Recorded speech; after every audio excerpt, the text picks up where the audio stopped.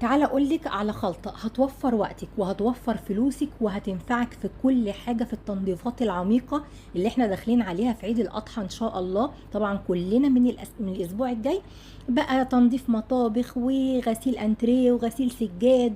وبصوا، كل حاجة هنستخدم فيها المعجون ده او الخلطة دي بتتخفف يا جماعة. لكن اللي في البخاخة احنا هنعملها مباشر على دهون بقى الحيطان بتاعة المطابخ، الحوامل بتاعة البوتاجازات، الشفاطات. فلكن طبعا مع السجاد دي طبعا بتتخفف، ومع الفرش الانتريه مع الحيطان اللي بتتصبن، فهتستخدميها في كل حاجة تتخيليها. اختكم شيماء بقى سميتها ايه؟ خلطة الفنكوش اللي عنها ما تستغنوش. تعالوا بقى اوريكم خلطة الفنكوش الجبارة دي اتعملت ازاي. بصوا يا حلوين، دي اللهم صل وسلم وبارك على سيدنا محمد. ازيكم الاول يا حلوين يا ولاد الناس الطيبين؟ تعالوا بقى، انا النهارده عامله لكم قنبله نظافه. اما تستخدميها تدعي لي دعوه من قلبك بامانه الله، تدعي لشيماء دعوه من قلبك. دي هتوفر عليكي حاجات كتير فوق ما تتخيلي، لتنظيف رخام، لتنظيف سيراميك بتاع المطبخ، لتنظيف الدهون بتاعه البوتاجازات، الشفاطات، الحيطان اللي فيها بقع وشخبطه الاولاد بالاقلام والكلام ده. هنعملها نخففها في ميه مع المسحوق في غسيل السجاد. ايه تاني يا شيماء؟ فرش الانتريه هنخففها برضو بشويه ميه في غسيل فرش الانتريه، غسيل المراتب. بصوا هتنفعكم في كل حاجه تتخيلوها. بتخلي الحلل والصواني والحاجات اللي استانلس قمر، بتلمع تحفه. بصوا انا دي كانت اسوأ حاجه عندي، الوك دي كانت بتاعه الآلية، فكانت من تحت عامله اسود كده، فدي كانت اسوأ حاجه عندي يعني. لكن الحمد لله والشكر ليك يا رب، انا اول باول بغسل حاجتي وانضفها، فما بتلاقوش عندي الحمد لله والشكر ليك يا رب دهون. حتى حوامل البوتاجاز انا جبتها اوريها لكم، قلت لكم كنت اتمنى ان هي تبقى فيها دهون عشان اوريها لكم. تعالوا بقى اوريكم. شايفين الطقم ده؟ فين الناس اللي معايا من 3 سنين؟ طبعا انتوا عارفين طقم الحلل ده، ايوه اللي هو كان ده بالظبط كده. شايفين الطقم ده؟ كان بصوا الطقم ده كركماز يا جماعه، طقم محترم قوي. بس كان بصوا طبعا معايا بقاله حوالي 3 سنين، اتبهدل حرفيا. شايفين الالومنيوم بان من جواه، فطبعا ما بقى صحي. تعالوا بقى انا هقول لكم على مكان تجددي فيه الحلل بتاعك، الطاسات، الصواني، اي حاجه جرانيت بتجدديها. ايه بقى؟ مش هقولك بنص تمنها، بربع تمنها. يعني بدل ما تروحي تشتري طقم ب5-6 آلاف جنيه، ده اللي هو على قده يعني، ب1500 هتجددي حللك وطاساتك وصوانيكي وتخلي كل حاجه جديده. بصوا للمناظر دي كويس قوي، عشان هتتفاجئوا بعد كده باللي هتشوفوه. تمام؟ صلوا على النبي بقى ويلا بينا نبدأ في الوصفة بتاعتنا الجبارة اللي احنا بنعملها. عندك ايه؟ بواقي صابون. طبعا ده الصابون بتاعي، انتوا عارفين انا كان عندي شوية بواقي صابون صغيرين، خدتهم وقلت اخد من صابونة قد ربعها بس. تمام؟ انا هاخد مش يعني ربعها، مش اكتر من ربعها. ومش شرط ان احنا نبشره يا جماعة، احنا كده كده هندوبه. هحط لك الكمية دي، قولوا دول بتاع يعني حوالي نص صابونة. هنحط نص كوباية ميه من الكاتل مغليه، وهنرفعها على نار هاديه جدا، ونسيبها بقى يعني انا عاوزه الصابون يبوش معايا خالص، ويبقى عامل زي ماده لزجه كده تقيله شويه. هتشوفوا دلوقتي انا هحطه على نار هاديه، بس بقى هستمر في التقليب، ما تسيبيهوش علشان ما يشتش معاكي او يتلسع. اهم حاجه ايديكي تبقى فيه اول باول. ولو شفتيني لحد هنا ما تنسيش اللايك والكومنت، ولو جديده اكتبي لي متابعاني منين، وفعلي الجرس عشان يوصلك كل جديد مني. ويا حلوين لو ليكوا اي اسئله ارجوكوا اكتبوها لي في الكومنتات، علشان انا اي حد بيطلب مني اي حاجه على فكره بسجلها في النوتس بتاعتي، علشان اعملها لكم وانفذها لكم ان شاء الله. مفيش حد بيطلب حاجه انا بنساها ابدا، بسجلها علشان اعمل لها اولويات، وهلاقي بلاقي اللي اكتر حاجه مطلوبه ببدا بيها، بس بعمل كل اللي بيطلب مني. فاي حاجه عاوزينها اكتبوها لي، وانا ان شاء الله ان شاء الله ربنا يقويني وافدكم بيها. بصوا بقى هو هنا بدا انا اوريدي حاطه الميه سخنه. بصوا بقى كل ما هلاقيه تقيل قوي هزود شويه ميه صغيرين قوي. ما تحطيش ميه مره واحده كتير. ليه؟ انا عاوزه الصابون ده يكون تقيل زي المعجون كده، ماده لزجه. فمش عاوزاه تبقى ميه خفيفه. فانا ما بحس انه تقيل قوي علشان ما يشتش ويلزق مني، فبزود شويه بشويه الميه، شويه ميه صغيرين، وتكون بتغلي من الكتل، وايديكي فيه زي ما انت شايفاني كده، تفضلي تقلبي علشان ايه، زي ما قلت لك اهم حاجه ما يشتش مننا ولا يلزق، ومهديه النار تماما. تمام كده. بصوا انا الماده التركيبه اللي احنا بنعملها دي انا هعملها تكون ايه، زي البرسيل الجيلي، فاهمني؟ مش هعملها العجينه اللي هي بتتخفف. لو حابه انها تبقى زي العجينه اللي بتتخفف اللهلوبه دي، هقولك تعملي ما تحطيش ايه في اللي انا هحطه.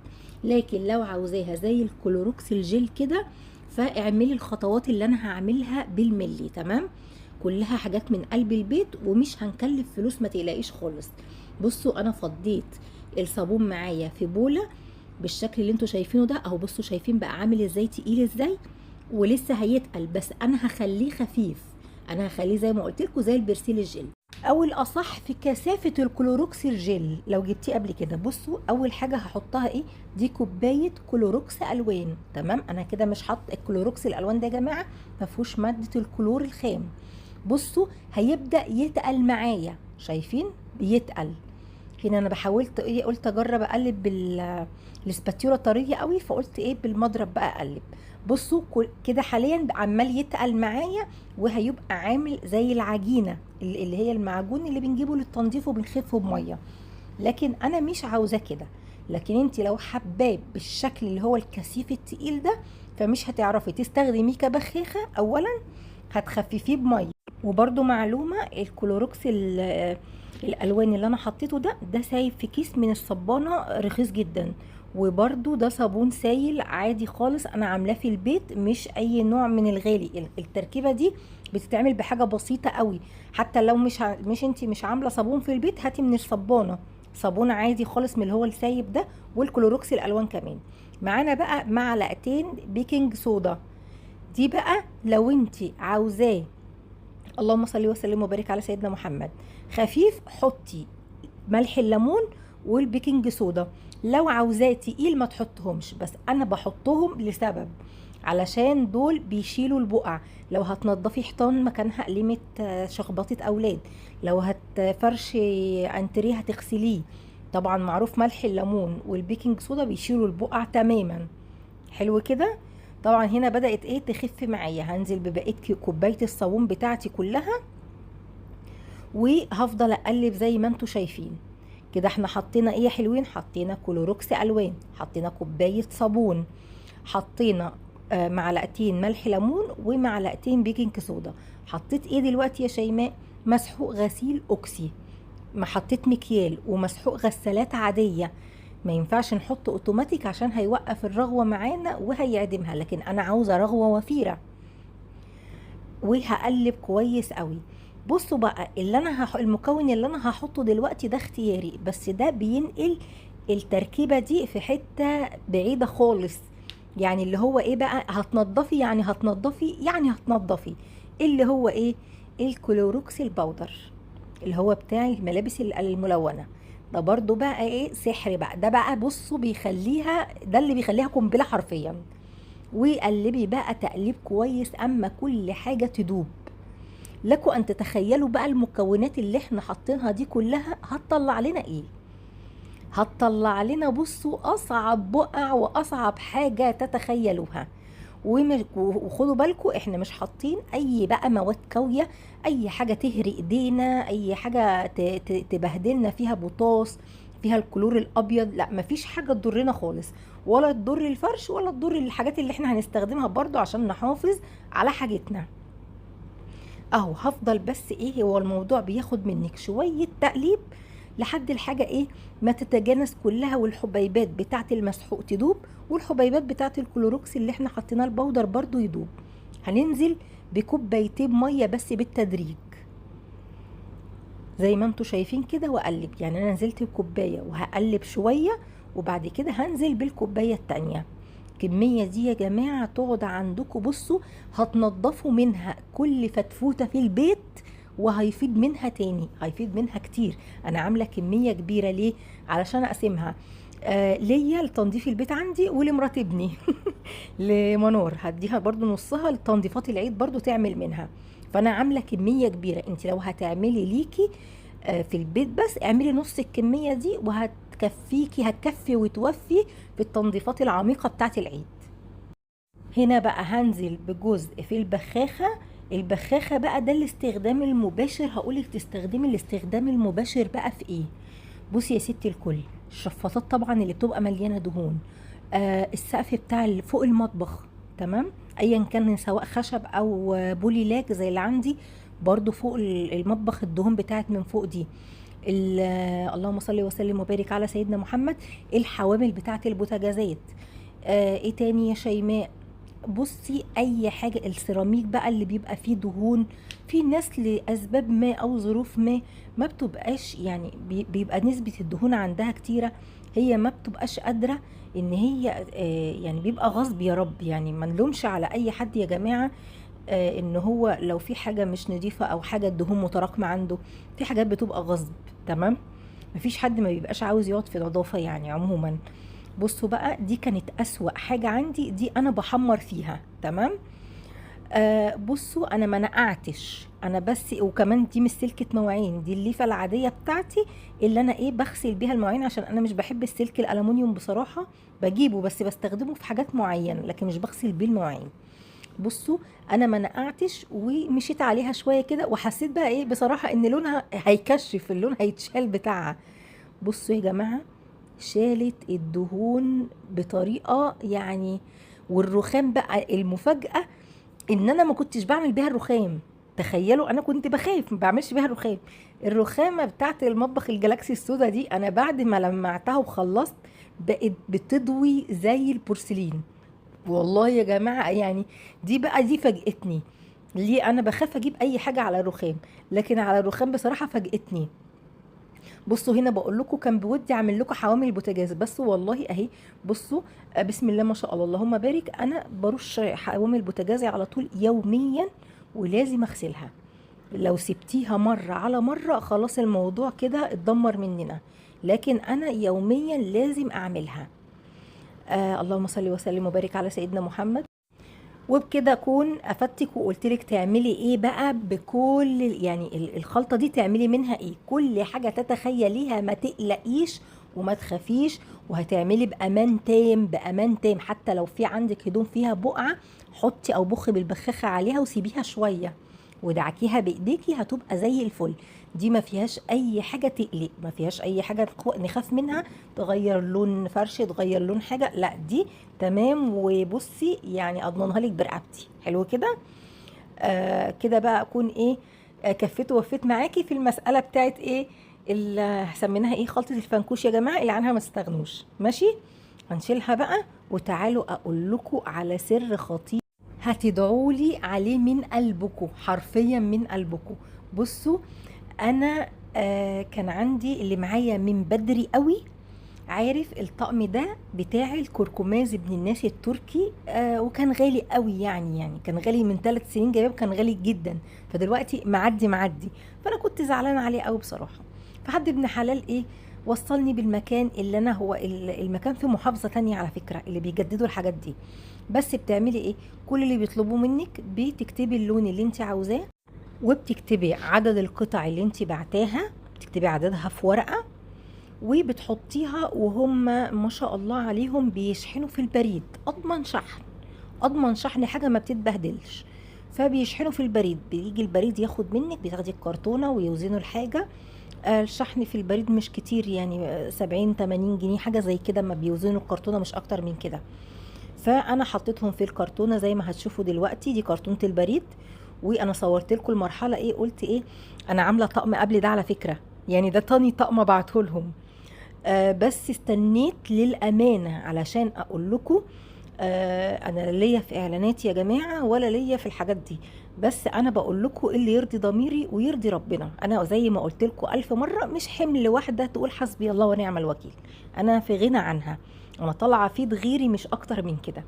فانا جربت بصراحه الطقم الاولاني، قاعد معايا بقى 4 شهور، بسم الله ما شاء الله اللهم بارك، شغاله بيه اللي انتوا بتشوفوه في التصوير زي الفل، الطقم اللي هو الاسود اللي انا شغاله بيه. زي الفل. ده كان طقم اسود اللي انا شغاله بيه ده، وعملته برضه جري. فقلت لا ما بديهاش بقى. بعد 3 شهور قلت هودي الطقم ده كمان. وطبعا انا ايه، انا وفرت كده الوفات، حرفيا الوفات. اللي جايب الحلل دي وبيستخدمها فعارف ان هو وفر. اما تدفعي لك 1600 1700 في كميه الحاجات دي، ف وجددتي طقم المفروض كان اترمى. فلا طبعا انت وفرتي 5 6 7000 جنيه، اللي هو يعني احنا في زمن يعني ما يعلم بيه الا ربنا، الحمد لله على كل حال. اللهم صل وسلم وبارك على سيدنا محمد. فيا جماعة أنا عن تجربة حبيت أفيدكم، يعلم ربنا. والله والله ما عشان حاجة، بس أنا استفدت. فاللي بستفاد منه بقول لكم عليه. اللي ما بيفيدنيش لا ما بقولش عليه خالص. لا لو هاخد بصي، لو هي مقابله ايه، استحالة كلمة حسبي الله ونعم الوكيل دي يعني تهزلها 7 سماوات، استحالة. ومعلومة للأمان برضو، الحاجات دي بتتأخر شوية، يعني من 15 ل 20 يوم ما تقلقيش. وأول مرة بصراحة قلت الناس دي يعني طقم الحلل خلاص يعني عوض عليه ربنا، هو كان كده كده هيترمي يلا. لكن بصراحة أما جالي واشتغلت بيه يعني كنت انبهار بس مش أكتر. الطقم كأني لسه شارياه جديد حرفيا. فايه انا يعني الطقم المفروض كان اترمى خلاص. هو يا جماعه اما بيكشف كده الالومنيوم بتاعه خلاص مش صحي، مش صحي، استحاله، اذى، بيبقى اذى فعلا حرفيا. لكن اما اتعمل بقى اللي هو انا فرحه الدنيا فرحه الدنيا. وقلت برضو مش هبعت الطقم التاني ولا هقول لكم غير لما اجرب شهر واتنين وتلاته واشوف بقى الحاجه في الغسيل والتنظيف شكلها ايه وعامله ايه. بصوا هنا كنت بحتفل فرحة الدنيا. الطقم ده غالي عليا قوي وبحبه قوي. هتقولوا لي فين الغطيان بتاعته؟ الغطيان بتاعته مش في المطبخ لانها بايركس، ما دهنتهاش لان طرفها من فوق استانلس وهي بايركس فما عملتهاش. لكن الطقم التاني اللي كان اسود عملته بالغطيان بتاعته. بصوا الوك ده، التصاد دي كانت شكلها عامل ازاي. والله يا جماعة دي كان مفقود منها الأمل خالص خالص، تماما تماما تماما. دي كان مفقود منها الأمل تماما. يعني اللي هي ايه، مش ينفع حتى تتحرجي تترمي على طول، تيجي تدشدش وتترمي. بصوا رجعت جديدة كما كانت وأحسن من الأول. هنا بقى ايه، بصراحة مقفلين الحاجة تقفيلة حلوة قوي ومغلفينها علشان ايه ما تتخربش مع بعضها. بصوا هنا بقيتش مصدقة، بص انا فرحانة فرحة. والله يا جماعة والله هتدعولي على الفيديو ده من اوله لاخره اما تجربوا الحاجات دي. والله هتدعولي بجد من قلبكم، وكفاية ان دعوة واحدة حتى منهم تصيب معايا مش اكتر من كده. بصوا هنا أنا بقى ايه بصوا فرحة الدنيا. بصوا التغليف كان عامل ازاي، تغليف بقى كل حلة متغلفة في كيس وكفر واللي هو الورق الفوم ده. بصوا الحاجة عاملة ازاي. يعني انا كنت فاقده الامل في الطقم ده، ولا الووك التصاد دي انا والله كنت فاقده الامل تماما تماما. بصوا انا ان شاء الله هسيب لكم في الفيديو ده الرقم. انا ببعت تتواصل مع اللي بتعملهم لي على الواتساب، هحط لكم في تعليق مثبت في اول تعليق رقم الواتس بتاعهم. وبس انا هبعت لها، هي ما تعرفش انا بعمل الفيديو ده، هي ما تعرفش عنه حاجه. انا هبعت لها على الواتساب اما انزله، وهقول لها اللي يقول لك من طرف يوميات شوشو اعملي له خصم. واظن كده النهارده انا كفيت ووفيت معاكم، اديتكم معلومتين. مش بصوا بقول لكم هنا، بصوا دي كانت مفقوده خالص. بس التانية هم ركبوا لي ايد، التانية كانت ايديها مكسوره ومتدمره. بصوا دي مركبين لي ليها ايد، يعني الايد دي هم مركبها لي من عندهم يا جماعه. اللهم صل وسلم وبارك على سيدنا محمد. يا رب يا رب الفيديو بتاع النهارده يكون في افاده ليكم، واتمنى اكون بفيدكم وشرفتوني.